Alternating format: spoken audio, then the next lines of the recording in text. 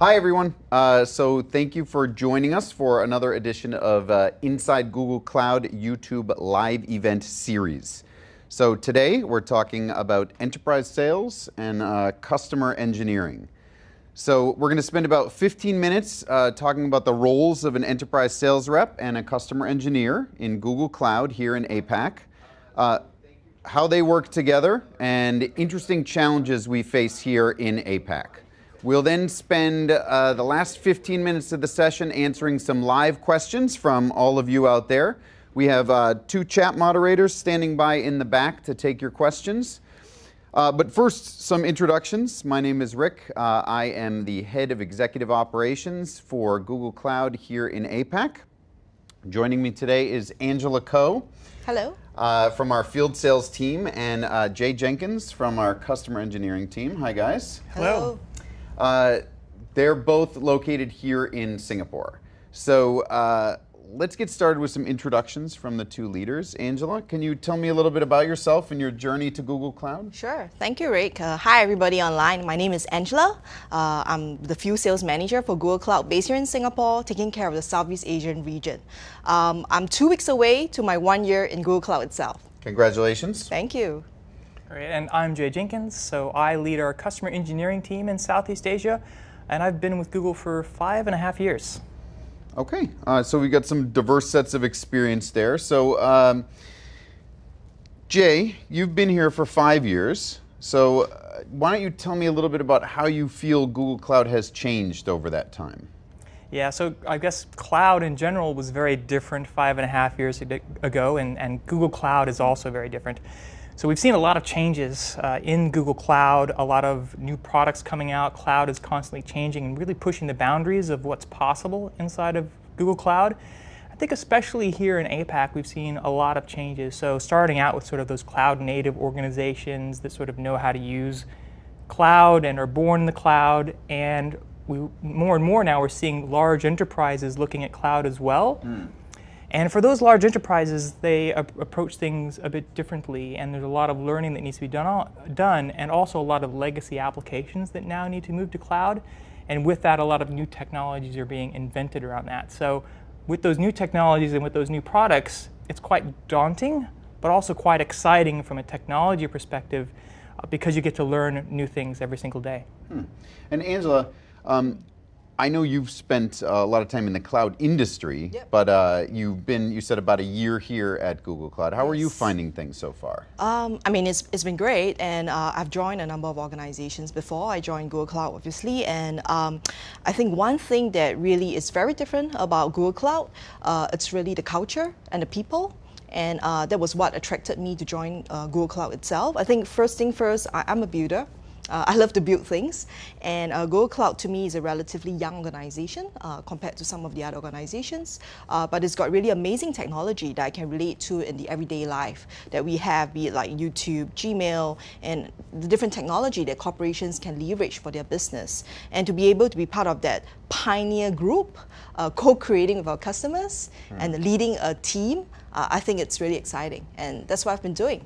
Okay, so you mentioned customers and you mentioned working with them. So Google Cloud's ecosystem, it's quite unique in the industry. So can you walk us through the kinds of teams that exist here at the company to work with customers when they're first coming on board? Yep, sure. I can start first, and then Jay can chime in. I think first and foremost, obviously, we have the sales team, which I lead a team of sales, and especially for Jay as well, he leads a team of customer engineering team. We have these two teams, which typically are the first teams to engage with the customers. And I think from the sales point of view, what we really focus on is the customer's priorities and what they're trying to achieve from a business perspective. Yep. The sales team will try to understand really the priorities, the vision, and typically the sales team tag team with the customer engineering team to look at what are the things, the technology from Google Cloud perspective that we can do to actually help the customer along the journey. And I'll let Jay share a little bit more on that, but beyond this portion, we do have a big team here in Google Cloud in Singapore. We have Octo, Office of the CTO, who is actually CTOs from other organizations prior. giving domain expertise and knowledge and sharing to our customers. We do have professional services team. So we really look at it as a big family supporting our customers. Right, and the partner team as well. Exactly. Right, super important to get those customers involved with the right kind of partners in order to support them. I guess maybe to add on to that, because customer engineer isn't a term that's widely used, and maybe talk about sort of the difference of what a customer engineer does as opposed to sort of a sales engineer. Great. One of the reasons why we name the customer engineers is because they are so customer focused. It really starts with understanding who the customer is, what their problem is, before we start suggesting what kind of technologies to bring in. And we're talking about sort of beyond sales as well. Once we're working with a customer, we're tied to that customer because it's not about moving a single workload. It's about introducing them to the new technologies and the new innovations that Google is coming out with every single year, making sure that they're aware of that, and then helping them optimize those workloads and modernize those workloads over time. So the customer engineer is a real partner with the IT team, understanding what the business is trying to achieve and make sure that they achieve those business goals through the use of Google's technologies. So it's a relationship. It's pre-sales, post-sales. It's a constant interaction with the customers, helping them on their cloud journey. It's a partnership. Whatever it takes, whatever the customer needs, we will pull in the relevant people and support them. Okay. But from your personal perspective, so field sales, customer engineering, those are quite different roles. How exactly do you guys work together when you're talking to customers, when you're out there in the field? We work very well together. Very well together. That's good. I guess it's about, like what I've mentioned, really understanding the customer's priorities first. So typically, I think the sales team will take that lead. And then once we understand what the customer is trying to achieve, we will bring the customer engineering team in as well. We will have regular sessions, joint sessions as well, where we visit the customer together. Sometimes the engineering team will work independently with the architects and technical team of the customer org as well. Yeah. That's right. Yeah, it's really about the sales team sort of discovering what the business goals are and figuring out the business value that needs to be created with the customer, and then from there involving the technology team to make sure that we're picking the right technologies to support those business goals. So our customer engineering team then comes in, as well as with the specialist engineering team, which we also have. So we can have deep conversations around each of those technologies and how they can add value inside of the organization. Okay, so that makes sense, but I think probably one of the challenges that you guys face is just the diversity that you're going to run into across Asia Pacific. All sorts of different countries and cultures and languages. Can you guys talk a little bit about how you've dealt with that, how you think about that, and maybe some experiences you've had here in APAC? I think one of the things in terms of the diversity, if you take a look at Southeast Asia itself, which is the region I'm from, there is like Thailand, Indonesia, where there is a lot of local language. Sometimes it really helps when you have local people talking to the customers because you can understand them better. I think culture is very important. It's a people business at the end of the day. People, connect to people, and about finding talents is one of the things to making sure that we find the right people to join Google Cloud. Having the same vision about having our customers' interests, enjoying building the business together, and partnering with the extended teams as well. Yeah, and I think it is also, you're right, there's a lot of diversity in industries as well across those different countries, right? So it's a really complex system. And what we need to do is approach each customer individually and really understand and empathize with that customer in depth, right? So developing that customer empathy, understanding the goals that customer is trying to achieve, and using that as a starting point with each of those customers. So as an example, I mentioned earlier that we had these all these cloud native organizations, but now enterprises are starting to move along as well. What I've noticed is there are a lot of companies that really think about cloud as just renting a server, right? And they're using a new platform in an old way. And what we really need to do with those customers, again, is understand what their business goals are and help them use the new platform in a new way to help them reach those business goals. The transformation journey. Exactly, Yes. right? And understanding that each of these organizations is going to move at a different pace. Yeah. Some of those organizations are going to have to continue to run these systems on-premise for a long time, and now there are new technologies that will actually leverage cloud technologies to help them run those things on-prem, on their own hardware as well. And it's still our responsibility to help those customers achieve that, help them do that, so that they can be prepared for the future. Okay. Think about it in the perspective of thinking global but acting local. But so, guys, it sounds very complicated to me here. So let's talk about this. This is a complicated, high-growth environment. Yep. I've worked at a number of organizations before, and I would definitely categorize this one as high growth. With high growth, there's a lot of pressure, and there's a lot of pressure to perform and achieve those growth goals and objectives. So with all that and with all the complexity, how do you guys take time with your teams to celebrate success and keep people motivated to move forward? Right. I think in Google, one of the things that, if you read up a little bit more about us, our heritage really, we place a lot of emphasis on our people. And it's the same in Google Cloud. And it's the same in my team as well. I think people is the number one asset. We can't scale the business without them. That's number one. I think the second thing in terms of how we manage to keep that morale high, if that's what you're asking, I think it has to also lie back with us individual. And as a manager like myself, I make sure that no matter how busy we are, we take time out for the team. We celebrate progress that we make along the way.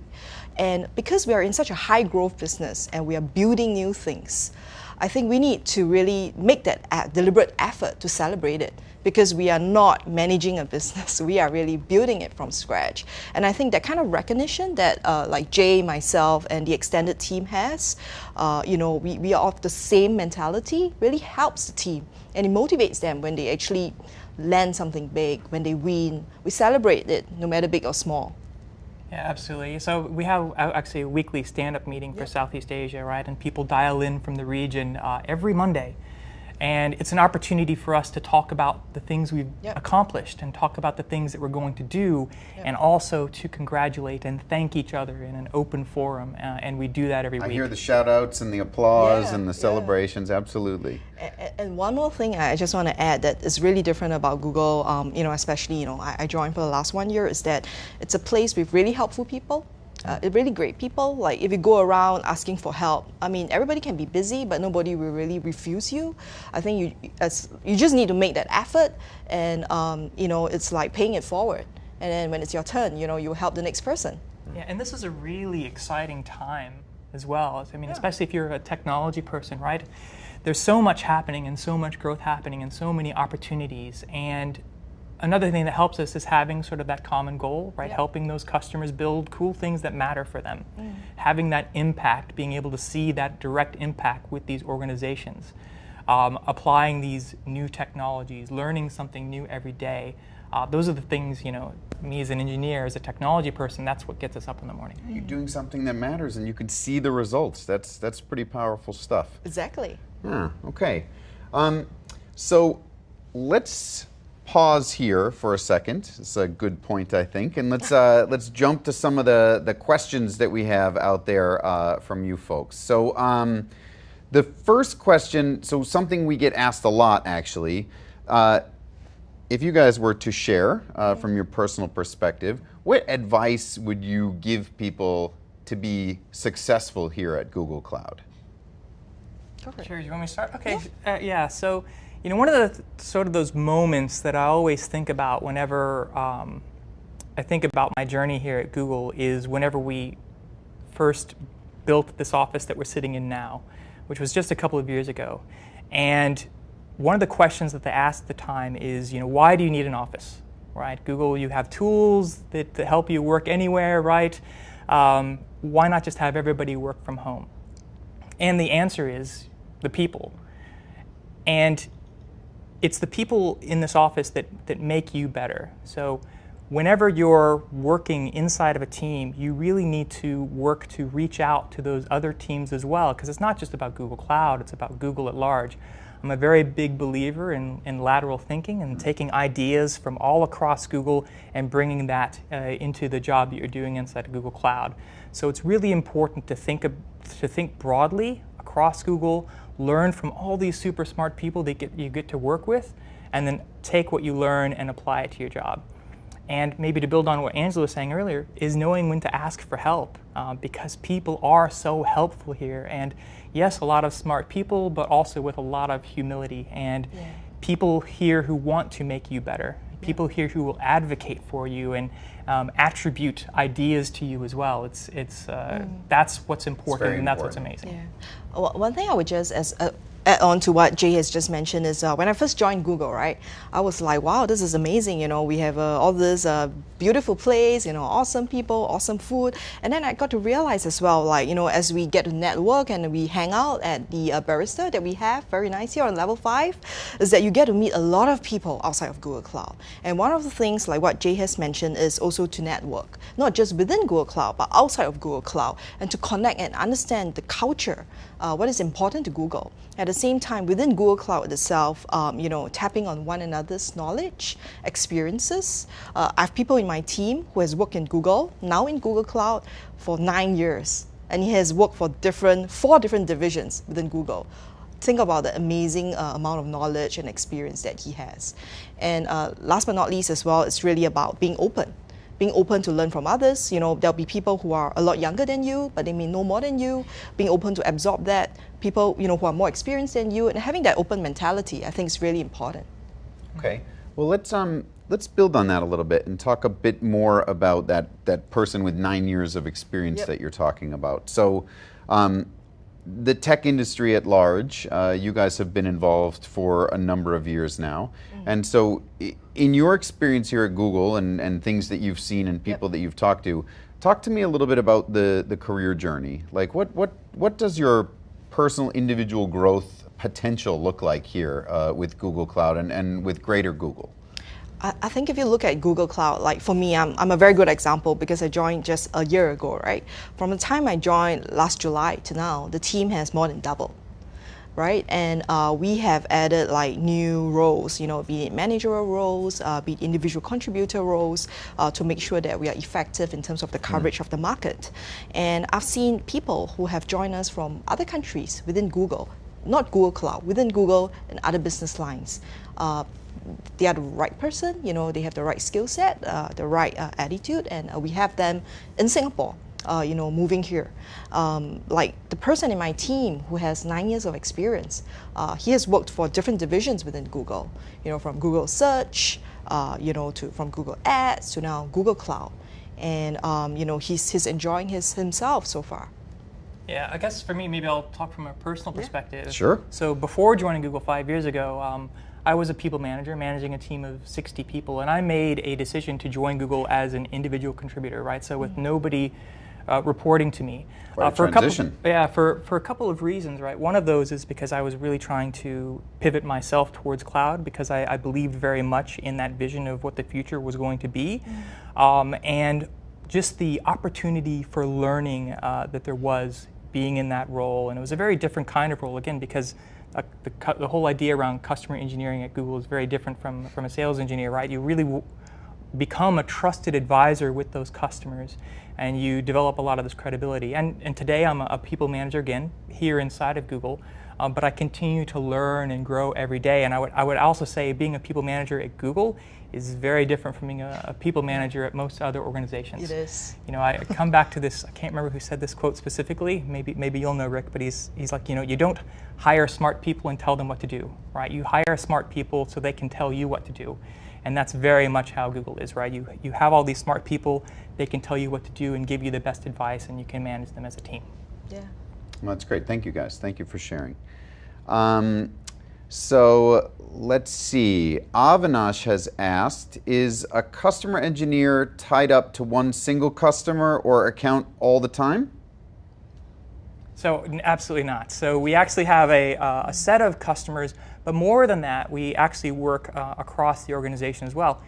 Each customer engineer is going to have their own specific set of skills, right? It's a very broad product set, but as you're working with these technologies, you're going to become very good with particular technologies and become an expert in that and known for being an expert in that in Southeast Asia, for example. And there's lots of opportunities to actually work with other customers who are interested in those, even if it's not particularly your assigned account, because you've developed that expertise. So there's lots of opportunities to work. Well, number one, you're assigned a set of accounts, but there's lots of opportunities to work across those accounts and become the known expert in the region around a particular technology. Okay, and as a build on to this question, in terms of sales reps, how technical do they need to be? Well, I mean, I have sales reps joining my team who was actually in the ads business of Google, before joining us, right? I think what's important is that there's the aptitude to learn, being able to articulate and understand the customer's priorities. Obviously, there's a reason why we buddy up with the customer engineering team, and we have a huge team of technologists here.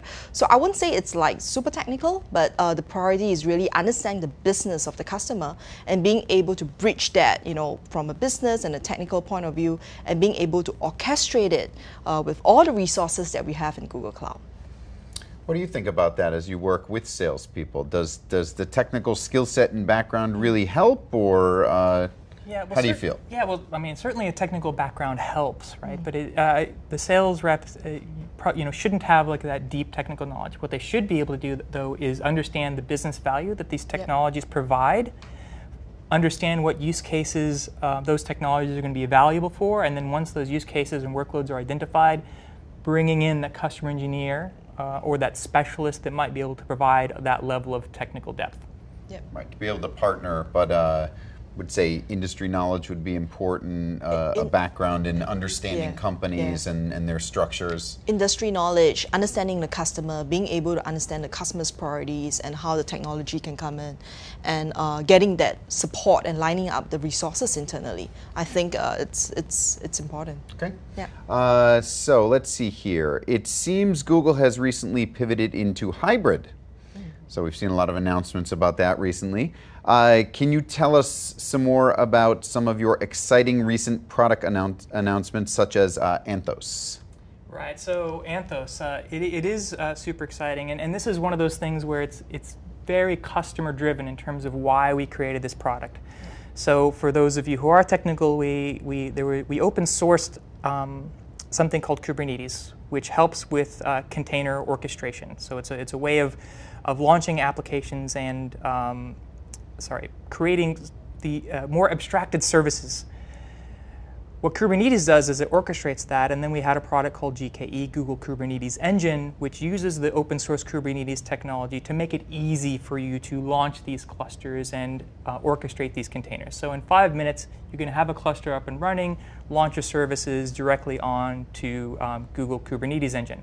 But customers wanted a way to do that on premise, and that's where Anthos came in. So what Anthos does is it allows you to run those same applications on premise the same way that you would on Google Kubernetes Engine. So for those organizations which need to run these workloads on premise, now instead of having 2 or 3 different ways of operating those environments, it's one single way. So whether it's on premise or in the cloud, you run those things the same way, and you can connect the two and secure the communications between the two.